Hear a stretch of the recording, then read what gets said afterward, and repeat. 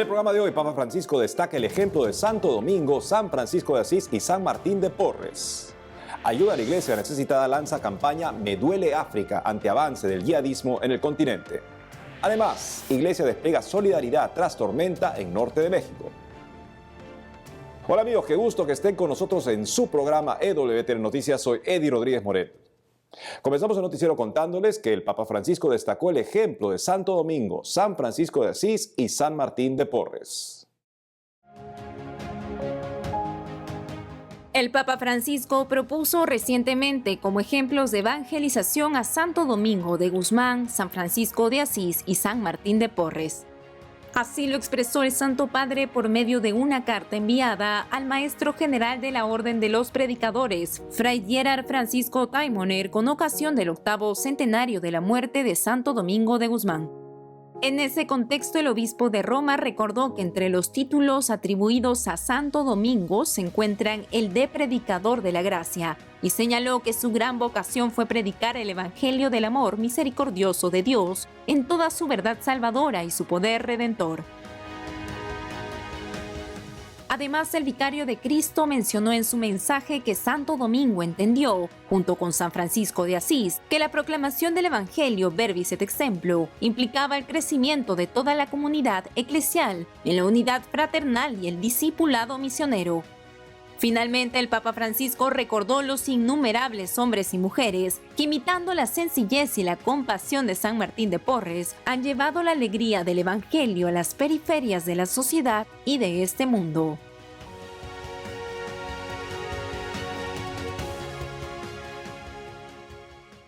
Y nos vamos de inmediato a España con nuestra corresponsal Blanca Ruiz, quien nos informará sobre una campaña que ha lanzado ayuda a la Iglesia necesitada ante el avance del yihadismo en el continente africano. Te escuchamos, Blanca.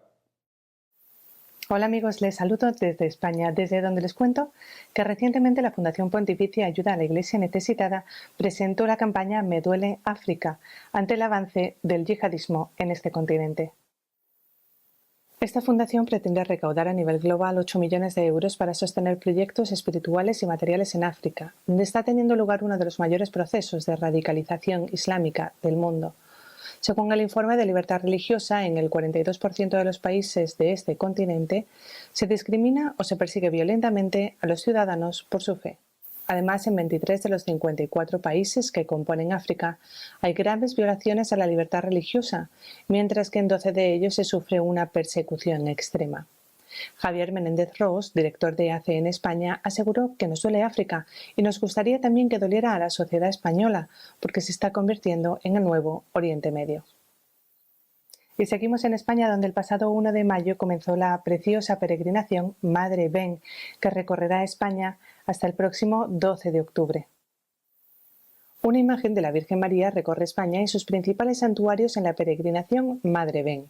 La idea partió de un grupo de laicos de la diócesis de Getafe que pretende recordar la aparición que la Virgen María hizo en vida al apóstol Santiago cuando evangelizaba España. Por eso piden las mismas gracias que María trajo a Santiago: consuelo y esperanza en Cristo. En una primera parte de la peregrinación, la imagen de la Virgen recorrerá 1.300 kilómetros desde Zaragoza hasta Santiago de Compostela y posteriormente pasará por los principales santuarios de España. Y por último les traigo una preciosa iniciativa. Se trata de la consagración al Sagrado Corazón de Jesús de la ciudad de Talavera de la Reina, en Toledo, que tendrá lugar el próximo 12 de junio. Además, está previsto que se coloque un monumento al Sagrado Corazón en una de las torres de una de las parroquias de la localidad, como recuerdo de este importante evento. El padre Santiago Arellano es uno de los organizadores de la consagración y explicó que este monumento unirá el deseo de consagrar Talavera de la Reina al Sagrado Corazón, pero también embellece el campanario de la parroquia y además les hace merecedores de la promesa de Jesús, por la que asegura que bendecirá los lugares donde la imagen de su corazón sea expuesta y honrada. Y con esta preciosa iniciativa les dejamos. Esto es todo desde España. Seguiremos informando. Gracias, Blanca. Por otra parte, en Uruguay, el arzobispo de Montevideo, el cardenal Daniel Sturla, informó que se contagió de COVID-19. Veamos. A inicios de esta semana, el arzobispo de Montevideo, en Uruguay, cardenal Daniel Sturla, informó que tras realizarse varios exámenes, dio positivo al COVID-19. A través de su cuenta de Twitter, Monseñor Sturla comentó que no tiene síntomas y cuenta con las 2 dosis de la vacuna Sinovac. Sin embargo, de acuerdo a lo explicado por el purpurado, el pasado lunes 17 de mayo estuvo reunido con un sacerdote que resultó tener el virus. Al enterarse, entró en cuarentena y se realizó 2 hisopados en el día que dieron negativo como resultado. Luego, tras conocer su estado de salud, continuó con sus actividades, pero decidió hacerse unos días después un nuevo hisopado de chequeo, el cual determinó que sí había contraído la enfermedad. En este contexto, ya que había estado en movimiento, Monseñor Sturla le consultó a los médicos y le aseguraron que al haber estado siempre con tapabocas al aire libre, manteniendo charlas muy breves y por la baja carga viral que presenta, las posibilidades de que haya contagiado a alguien son casi nulas. De todas formas, contó que le avisó a las 4 personas con las que estuvo conversando más.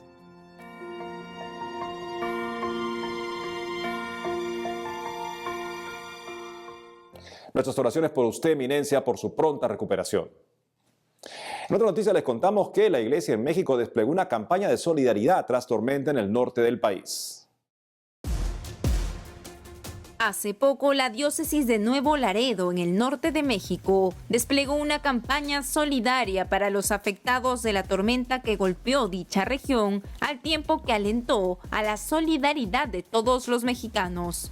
En ese contexto, por medio de un comunicado, el Obispado de Nuevo Laredo recordó que durante la noche del pasado 17 de mayo fueron sorprendidos por una tormenta devastadora que dañó a toda la ciudad, afectando a todos los pobladores, de manera especial en la infraestructura eléctrica, en las vías de comunicación y el servicio de agua potable. Además, resaltaron que como iglesia diocesana, desde el primer momento después de la tormenta, se pusieron a trabajar con Cáritas para organizar y hacer llegar la ayuda a quienes lo necesiten.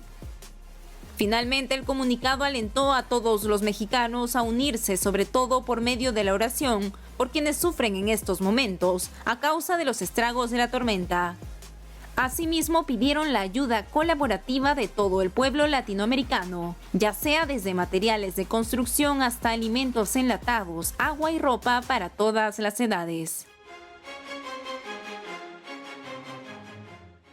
Les contamos ahora que los frailes franciscanos capuchinos de todo el continente americano se reunirán durante un año para reflexionar sobre formas eficaces de anunciar a Dios al mundo de hoy. Para darnos todos los detalles al respecto, estamos conectados con Fray José Ángel Torres, vicario general de la Orden de Franciscanos Capuchinos. Fray Torres, le damos la bienvenida a WTN Noticias.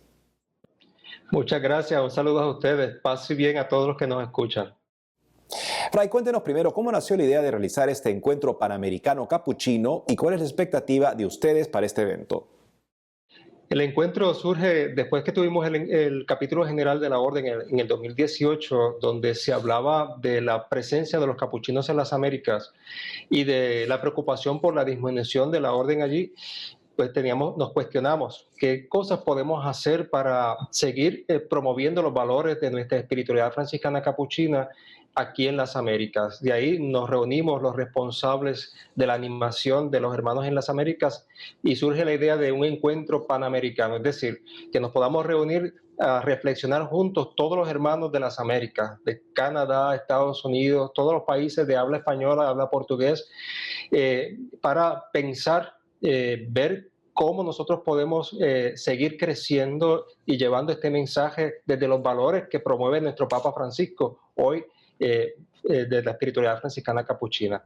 La expectativa de este encuentro es que nosotros podamos hacer una reflexión juntos, que todos los hermanos de las Américas puedan participar y podamos proponer ideas que generen vida en las Américas.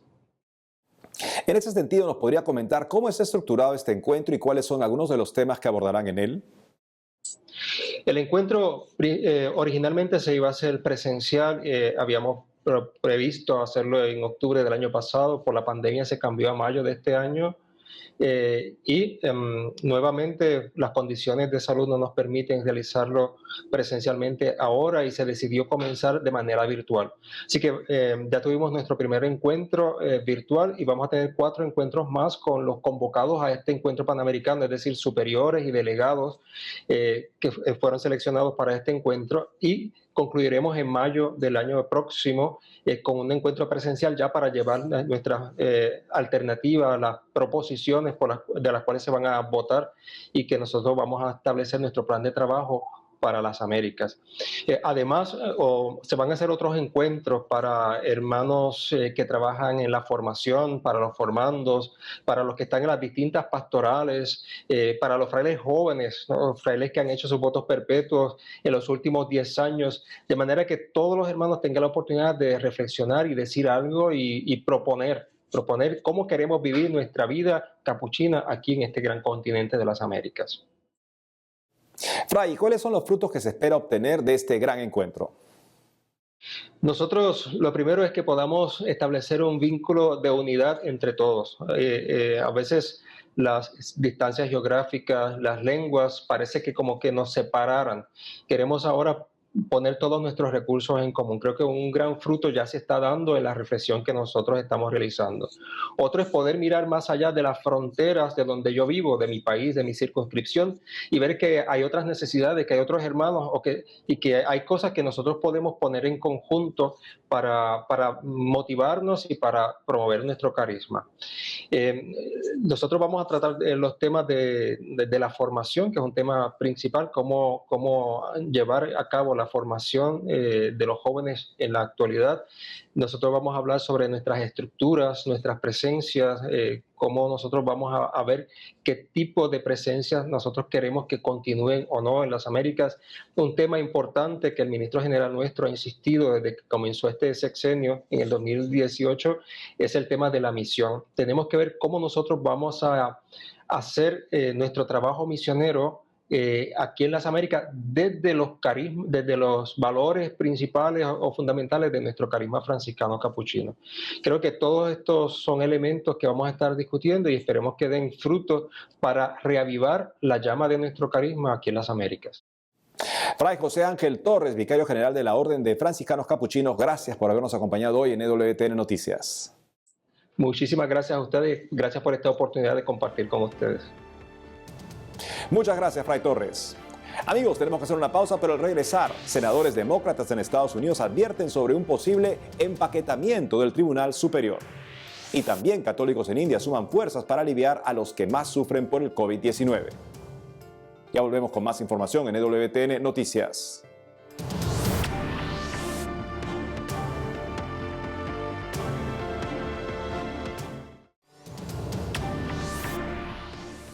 Bienvenidos nuevamente al programa. A continuación les contamos que algunos senadores demócratas de Estados Unidos advirtieron sobre un posible empaquetamiento de la Corte Suprema. Hace unos días, algunos senadores demócratas de los Estados Unidos argumentaron que revocar o limitar Roe vs. Wade allanaría el camino para cambiar el tamaño o la estructura del Tribunal Superior, según ha sido reportado por medios locales. Como se recuerda, la semana pasada la Corte Suprema decidió abordar una ley del estado de Mississippi que prohíbe la mayoría de los abortos después de las 15 semanas de embarazo. Al respecto, el tribunal indicó que considerará determinar si todas las prohibiciones previas a la viabilidad de los abortos electivos son inconstitucionales. En ese sentido, la cuestión legal, así como la decisión del tribunal de revisar este tema, ha provocado especulaciones de que los jueces podrían reconsiderar el fallo Roe vs. Wade de 1973 que legalizó el aborto en todo el país. Ante ese contexto, grupos pro vida como Susan B. Anthony List han advertido que si un presidente demócrata aumentara el número de jueces en la Corte Suprema, esta podría consagrar aún más su jurisprudencia pro aborto en futuros casos de este tipo.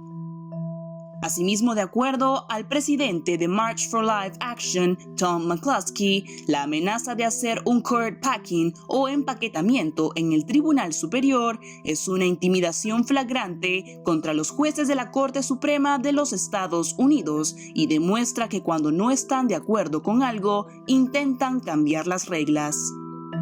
Cabe precisar que el court packing se usa a menudo en la política estadounidense para describir los cambios en el tamaño de la Corte Suprema, pero se entiende mejor como cualquier esfuerzo por manipular la membresía de la misma con fines partidistas.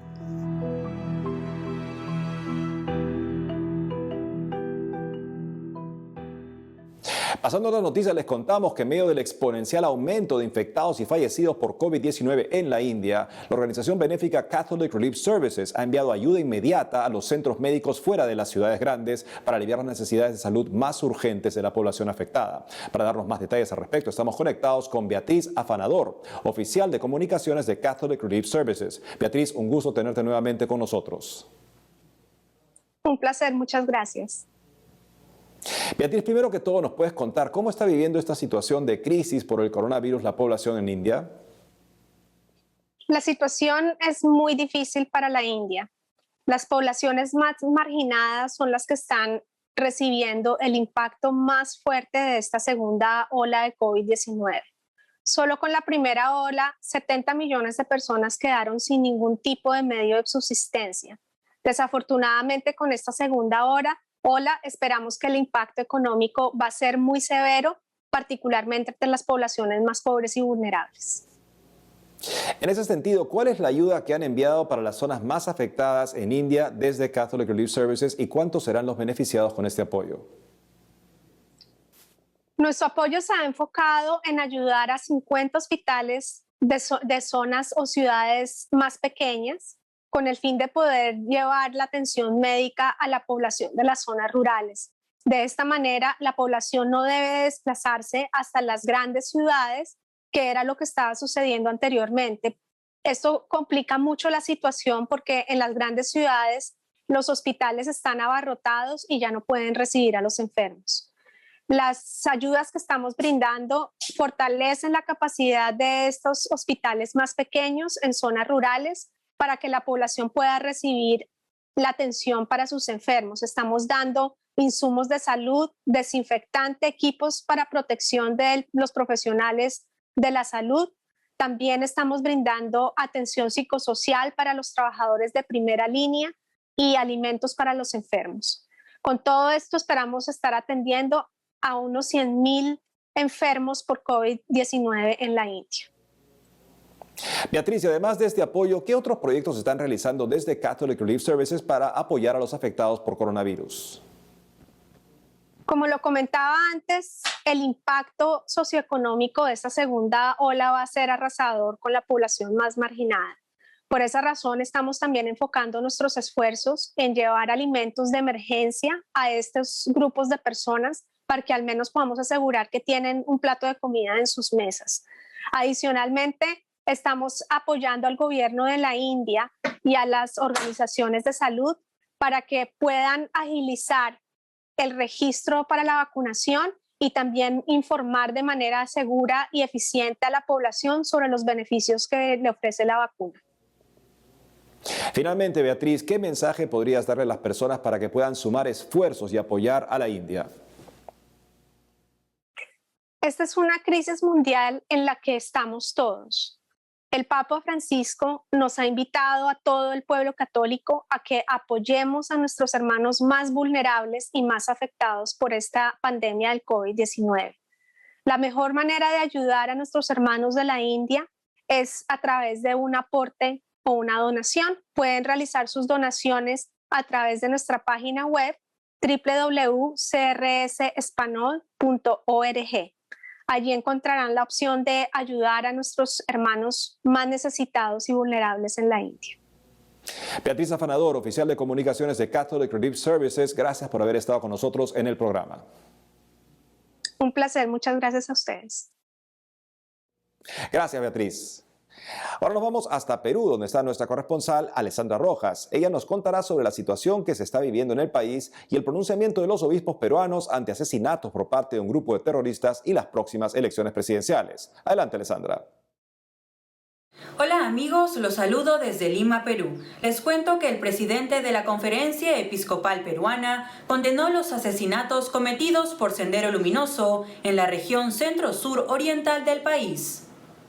A través de un comunicado, Monseñor Miguel Cabrejos, quien además es presidente del Consejo Episcopal Latinoamericano CELAM y arzobispo de Trujillo, expresó su más profunda condena por el cruel asesinato de 16 personas, entre mujeres, niños y jóvenes, ocurrido en el Braem por parte de terroristas de Sendero Luminoso, dirigidos por Víctor Quispe Palomino, y señaló que nadie tiene derecho de quitarle la vida a ninguna persona, porque esta es sagrada. En esa línea, según informó el diario El Comercio, los asesinatos habrían ocurrido en la noche del domingo 23 de mayo en un bar del centro poblado San Miguel del N, en la provincia de Satipo, departamento de Junín, en la zona que se conoce como el Braem. Al respecto, el diario dio a conocer que en el lugar del crimen, los terroristas escribieron: quien vote a favor de Keiko Fujimori es un traidor, es asesino del Braem, es asesino del Perú, nunca más Fujimori. Asimismo, informaron que los terroristas de Sendero Luminoso también llamaron a boicotear las elecciones del 6 de junio, votar en blanco, viciado y no por la candidata de Fuerza Popular Keiko Fujimori, quien disputa la presidencia con el candidato comunista Pedro Castillo del Partido Perú Libre, definido en su ideario como marxista, leninista y mariateguista.